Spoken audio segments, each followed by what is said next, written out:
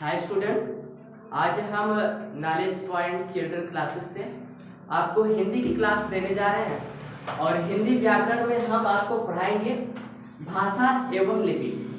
अब भाषा की बात करें तो भाषा जो है, भाषा की इंग्लिश होती है लैंग्वेज। लैंग्वेज का मतलब होता है भाषा। भाषा भाषा जो है धातु से मिलकर बना है। धातु का मतलब होता है क्रिया और क्रिया का मतलब धातु का मतलब होता है बोलना या कहना। ठीक, तो अब हम समझते हैं कि भाषा है क्या चीज। भाषा जिस माध्यम से हम अपने विचारों भावनाओं को व्यक्त करते हैं भाषा कहलाती है। अब समझ लीजिए, मान लीजिए दो बच्चे हैं, एक हिंदी मीडियम का है, दूसरा इंग्लिश मीडियम का है। अब दोनों लोग खड़े हैं और वो उनको मीडियम उनके पास है ही नहीं, वो इंग्लिश में बोल रहा है और वो हिंदी में बोल रहा है, दोनों समझ नहीं पा रहे। तो उनके पास अगर कोई एक मीडियम होगा, कोई एक माध्यम होगा, तो वो दोनों की भाषाओं को समझ लेंगे और समझेंगे। तो देखिए, आपको ये बता कि जिस माध्यम से हम अपने विचारों और भावनाओं को व्यक्त करते हैं वही हमारी भाषा कहलाती है। भाषा के तत्व की बात करें तो भाषा के 4 तत्व होते हैं। पहला है ध्वनि। ध्वनि क्या होती है? सब ध्वनि सबसे छोटी यूनिट होती है, सबसे छोटी इकाई होती है, जिससे आपको ध्वनि को हम जब लिख देते हैं वही आपका लेटर बनता है, अक्षर बनता है। उसके बाद और वर्डों को जब जोड़ करके, अक्षरों को जोड़ करके बनाते हैं तो आपका शब्द बनता है। और शब्दों को जब जोड़ते हैं, योग करते हैं, तब आपका वाक्य बनता है। और सारा वाक्य जब बन जाता है वो सारा डिपेंड होता है आपके अर्थ पर, अर्थ बनता है। तो भाषा के प्रकार की बात करें तो भाषा 3 प्रकार की होती है। पहली होती है मौखिक भाषा, दूसरी होती है लिखित भाषा और तीसरी होती है सांकेतिक भाषा।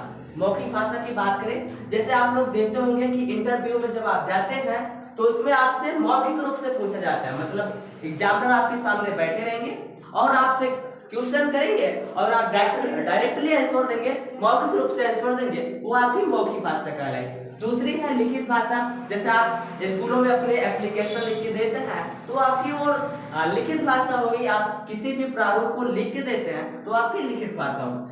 सांकेतिक भाषा की बात करें तो आप देखते होंगे, पहले तो ट्रैफिक लाइट नहीं थी, तो उस समय जो आपके गार्ड होते थे वो चौराहे पर खड़े होकर के लोगों को इशारा करते थे। सांकेतिक भाषा के माध्यम से लोगों को समझाते थे कि संकेत के माध्यम से कि जाओ आप ये वाले जाए और बाकी साइड वाले रुके रहे, फिर इस साइड वाले जाए, इस साइड वाले रुके रहे। तो संकेतों के माध्यम से, उनकी सांकेतिक भाषा के माध्यम से वो समझाते थे।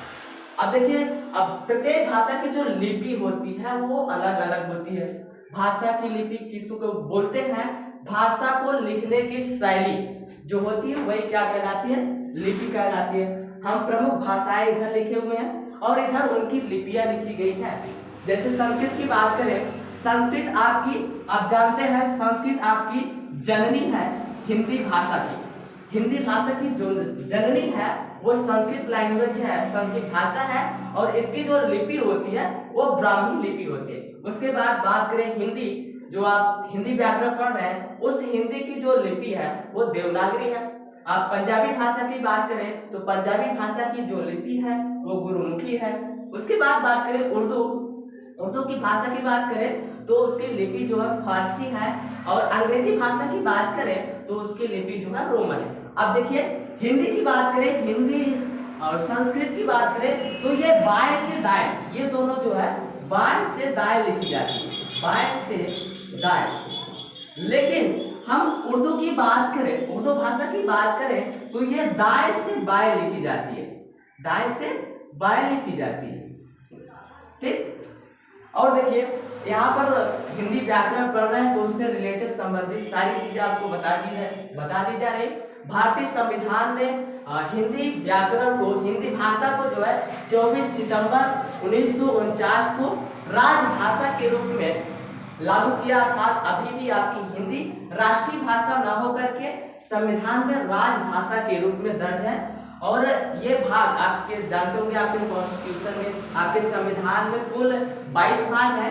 22 भाग में बात करें तो आपकी हिंदी की व्याख्या किस भाग में की गई है तो 17वें भाग में इसकी व्याख्या की गई है। और इसका जो आर्टिकल है, अनुच्छेद है 343 से लेकर के 351 तक है।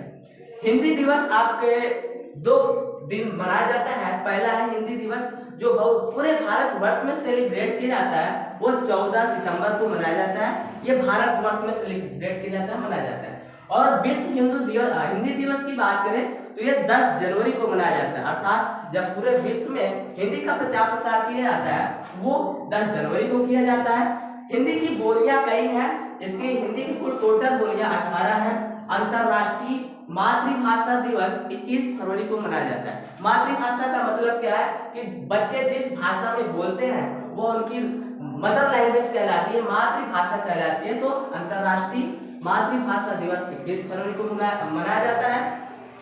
यहाँ पर नोट में करके लिखा गया है कि ब्रेल दिवस, ब्रेल दिवस जो है वो आप समझिए, आपके भारतवर्ष में कई दृष्टिबाधित लोग रहते हैं, मतलब जो आंखों से नहीं देख पाते हैं, वो क्या करते हैं, वो उनकी जो लिखावट होती है वो मोटे खुरदुरे तरीके से होती है, उसी को बोलते हैं ब्रेल लिपि। ब्रेल लिपि संबंधित है दृष्टिबाधितों से, और इसका जो है जो खोज करता है, ब्रेल लिपि के खोज करता है वो लुईस ब्रेल है। लुईस ब्रेल जी ने ब्रेल लिपि की खोज किया, जिसके कारण हम लोग प्रत्येक वर्ष 4 जनवरी को ब्रेल दिवस के रूप में मनाते हैं और लुईस ब्रेल को याद करते हैं।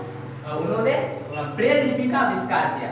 हिंदी आपके भारतवर्ष में 10 राज्यों में बोली जाती है और ये अधिकांशतः राज्यों में आपके उत्तर भारत के राज्यों में बोली जाती है, तो आपके 10 राज्यों में बोली जाती है।